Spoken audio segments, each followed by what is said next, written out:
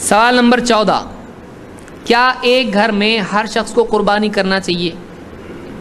یعنی ایک گھر میں کئی لوگ ہیں، باپ کماتا، بیٹا کماتا، پوتا کماتا، اور بعض اوقات گھر میں خواتین بھی ہوتی ہیں، ٹیچر ہے، ڈاکٹر ہے، لیڈیز کی ڈاکٹر ہے، تو وہ بھی کماتے ہیں، تو کیا ہر ایک پر یعنی اس کے مال و دولت کی وجہ سے قربانی لازم ہے؟ اس بارے میں کیا جواب ہے، کیا فیصلہ ہے؟ اگر سب کے سب ایک خاندان شمار ہوتے ہیں، ایک ساتھ رہتے ہیں، ایک ہی گھر میں کھاتے پیتے ہیں، ایک ساتھ سب کا معاملہ ہے، وہ ایک فیملی اگر کاؤنٹ ہوتی ہے تو چاہے ہر ممبر کمانے والا ہو، بڑا جب قربانی کرے گا چھوٹوں کی طرف سے ادا ہو جائے گی۔ لیکن اگر وہ الگ الگ رہتے ہوں، الگ الگ کھاتے پیتے ہوں، چاہے بہت محبت کرتے ہیں ایک دوسرے سے، لیکن الگ الگ فیملیز ہیں، وہ بیٹا الگ ہو گیا، فلاں بیٹا الگ ہو گیا، بیٹی تو شادی ہو کے چلی گئی،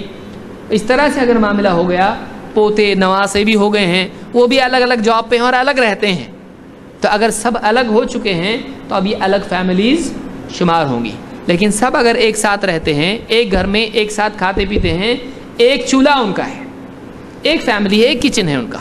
تو ایسی صورت میں وہ ایک خاندان شمار ہوں گے۔ وہ خود سمجھتے ہیں کہ ہم ایک خاندان ہے کہ نہیں ہے، تو ایسی صورت میں ایک جانور پورے خاندان کی طرف سے کافی ہو جاتا ہے، چاہے اس میں کتنے بھی لوگ ہوں، کتنے بھی لوگ کماتے ہوں۔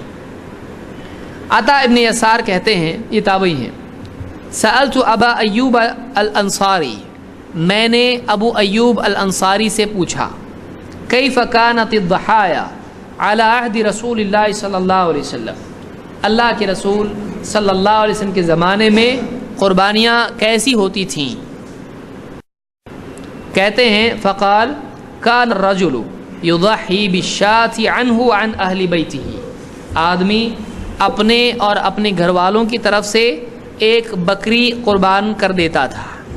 اپنے اور اپنے گھر والوں کی طرف سے ایک بکری یا بکرا، شات بکری کو کہتے ہیں، وہ قربانی کر دیتا تھا۔ فَيَأْكُلُونَ وَيُطْعِمُونَ، تو وہ خود بھی کھاتے تھے، اس کو دوسروں کو بھی کھلاتے تھے۔ حَتَّى تَبَاهَ النَّاسُ فَصَارَتْ كَمَا تَرَى، یہاں تک کہ لوگ ایک دوسرے پر فخر کرنے لگ گئے اور حال ویسا ہو گیا جیسا کہ تمہارے سامنے ہے۔ لوگوں میں کیا آیا؟ میں نے زیادہ جانور قربان کیے، ہماری فیملی کی طرف سے 15، ہماری فیملی کی طرف سے 10، 2، 4، تو اس لوگوں میں فخر ہونے لگا اور لوگ ایک سے زیادہ جانور نام و نمود کے لیے، شہرت کے لیے کرنے لگے، تو یہ ایسا حال ہو گیا، دیکھو تم زیادہ جانور قربان ہو رہے ہیں۔ لیکن نبی صلی اللہ علیہ وسلم کے زمانے میں کیا ہوتا تھا؟ ایک آدمی اپنے اور اپنے گھر والوں کی طرف سے